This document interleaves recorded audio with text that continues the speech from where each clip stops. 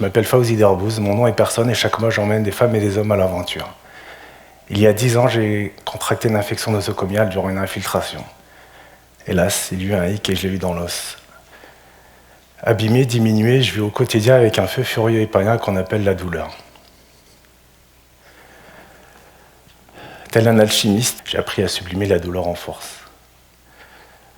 Il a fallu que la foudre me tombe dessus pour que je me réalise.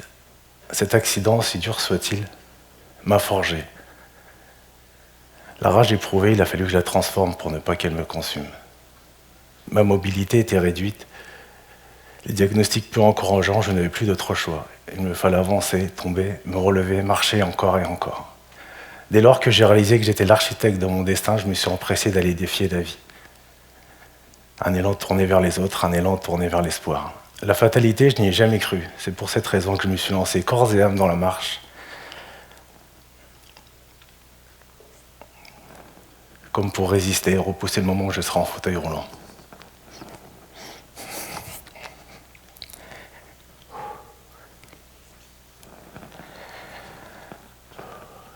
La marche a été pour moi une manière de me maintenir physiquement. Cette expérience, j'ai ressenti le besoin de la partager, une façon de porter mon attention vers vous. Marcheur de nuit. Un défi personnel qui est devenu un défi à partager. Qui peut participer? Tout le monde est le bienvenu, mais pas n'importe qui. Il y a autant de raisons d'y venir que de personnes. La curiosité, la performance, le goût pour l'effort, l'appel de la nuit, le plaisir de la marche, telle Annie, notre jeune doyenne de 82 ans. En somme, il s'agit de monsieur et madame tout le monde, en bonne santé, et parfois ce n'est qu'une apparence. Avec nous, marcher de nuit répare les corps et soigne les âmes. Approchez-vous, s'il vous plaît. Ce soir, on peut tous dire. Je vais vous faire une confidence. Je me suis fait une promesse, celle d'inspirer des personnes qui en ont besoin. Des personnes pour qui le mot espoir a encore un sens. Car croyez-moi, dans la vie, il arrive parfois où l'espoir, c'est tout ce qu'il vous reste. Le soleil commence à se coucher. Partons en voyage tous ensemble, le temps d'un soupir. C'est parti. Du coucher du soleil jusqu'au lever, on se réapproprie le territoire. On marche, on partage. On fait front, on encaisse ensemble.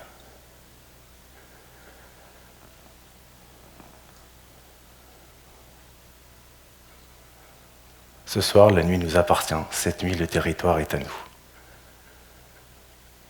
On suit fidèlement un parcours composé à mes soins en amont sur une carte. La carte est un objet poétique avant d'être visuel. Dès que je peux, je contourne volontiers les règles et les restrictions de cet objet, afin de me libérer. Oui, j'ai comme qui dirait un contentieux avec les règles. Délivré de ce poids, c'est alors que se dessine notre chemin qui laisse place à l'imprévu. Le monde est arrêt enchanté, paraît-il. Et la nuit, l'émerveillement n'est jamais loin. La nuit a cette particularité d'offrir des angles de vue infinis.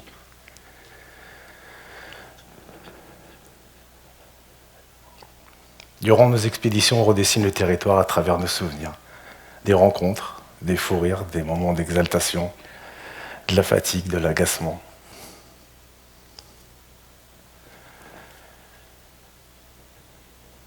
Vous ne vous connaissez pas il y a encore quelques minutes. Et je vois que vous commencez déjà à échanger. Lucie, qui est parmi nous ce soir, qui est là, est venue me voir tantôt me demandant quelle était la finalité de nos aventures. Elle finira par le découvrir. Dès les premiers kilomètres, on se découvre. Le groupe commence peu à peu à se former. Au bout de quelques éditions, un noyau d'habitués a commencé à se former. Heureux de constater que très vite, ils ont joué le rôle de parrain. La dernière venue, Nenia, nous a rejoints avec beaucoup d'appréhension. Et c'est les yeux illuminés que je l'ai vu repartir, avec le sentiment d'avoir fait partie d'une famille. À aucun moment, durant ces aventures, je ne l'ai vu marcher seul.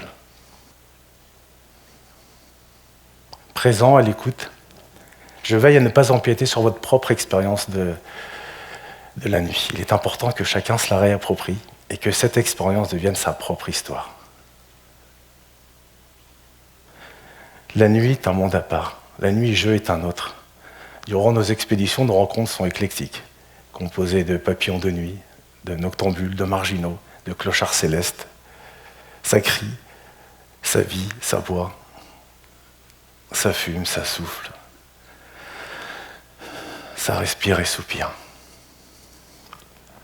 Au petit matin, on croise les promeneurs de chiens, les premières joggeuses, les adeptes du pain chaud. Forcément, on ne passe pas inaperçu. Les passants s'interrogent. Mais qu'est-ce que vous faites? Les plus hardis nous accompagnent le temps de patienter jusqu'au premier transport en commun, puis repartent comme ils sont venus et reprennent le cours de leur vie. Une nuit, au bois de Vincennes, on a rencontré un monsieur qui jouait de la clarinette.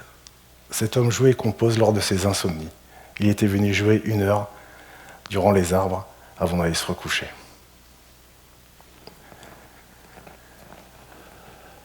À la mi-parcours, après 5 heures de marche, la pause tant attendue est la bienvenue. Elle a cette particularité de réparer et de soulager.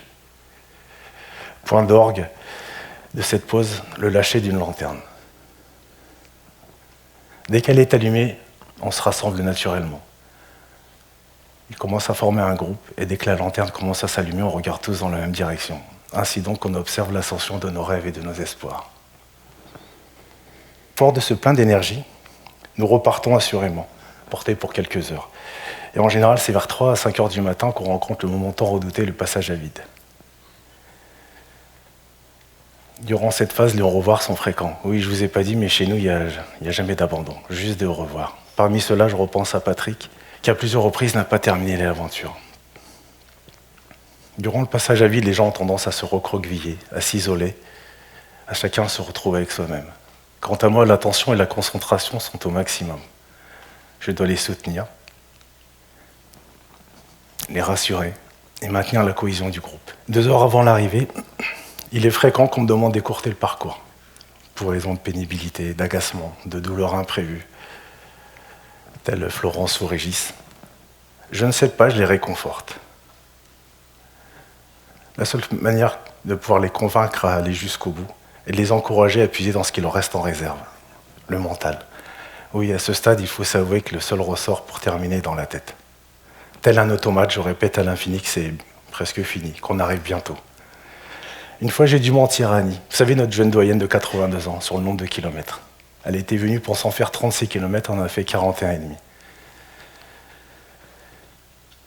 Pour pouvoir aller jusqu'au bout, il arrive parfois qu'il manque un petit quelque chose. Et pour combler ce manque, tout est bon pour les encourager à poursuivre.